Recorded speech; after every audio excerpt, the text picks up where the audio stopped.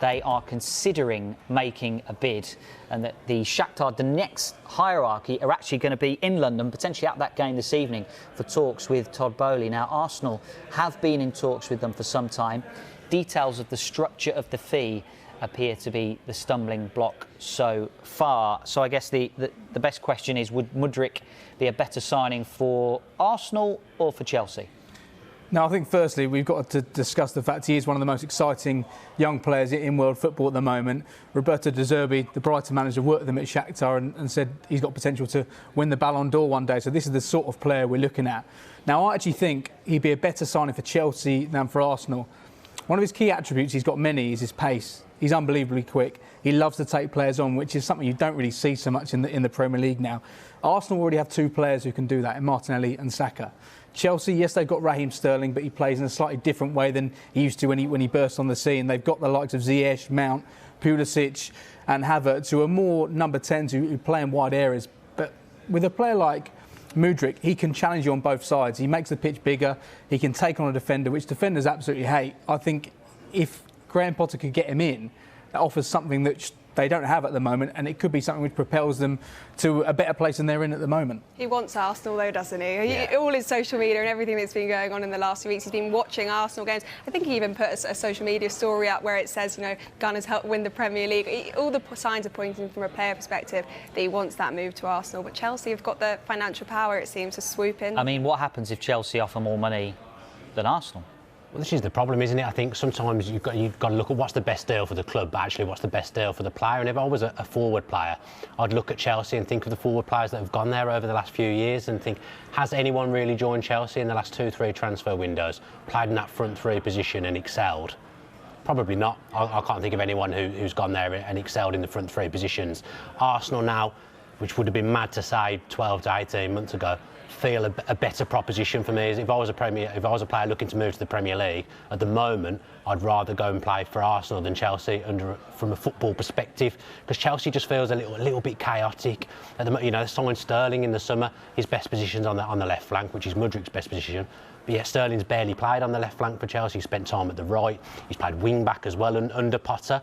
I'd look at that, and if I was Mudryk and an Arsenal fan as well, by the looks of things, you'd want to go there, and you've got a genuine shot of winning the Premier League.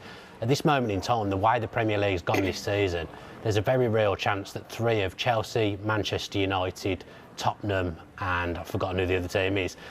Big teams aren't going to make the Champions League this year, because Arsenal are going to be in the top four. Newcastle look like they're going to be in the top four as well.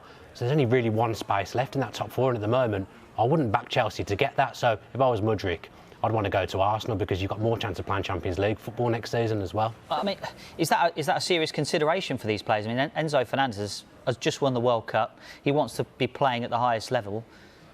If he's looking at the bid from Chelsea, you can offer as much money as you want, but if you're not going to be in the Champions League, that's a major consideration right now. I guess he's looking at it from a league perspective, where he's going to play in the Premier League rather than the Portuguese league, and he doesn't look like he's got any other options. Maybe if a team that was more certain of Champions League next season was in for him, say Real Madrid, maybe he'd consider going there, but there isn't any other offers on the table for him because it's such an extortionate fee.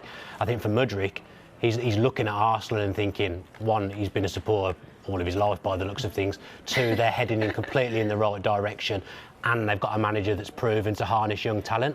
With Potter at Chelsea, yes, you know, he's proven to look after young talent and progress players. But you look at Chelsea and say there is no guarantees in a year's time he's going to be there. Arteta's going to be at Arsenal for the long haul. That's the right move for the player, but it might not be the right move for the club if they can get more money out of Chelsea.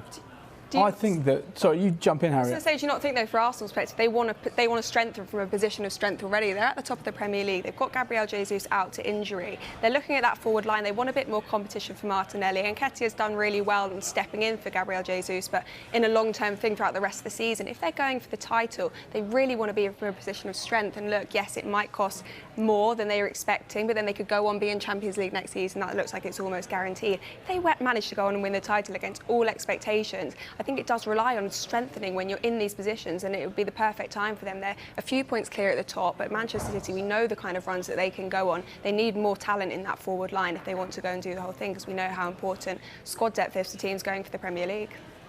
I just think it's bizarre saying this now, that Arsenal does seem to be the obvious choice for the player, because they've got a defined plan at Arsenal, as you say. Arteta's got a track record now of improving young players, whether they be players coming in from outside the club or academy graduates like Saka and Emil Smith-Rowe as well. And with Chelsea, we know Graham Potter is a brilliant manager. He'll go on to be a brilliant manager, whether it's at Chelsea or not. But he's at this point in the project where he's still looking for what his best team is. We're still not quite sure what his system's going to be.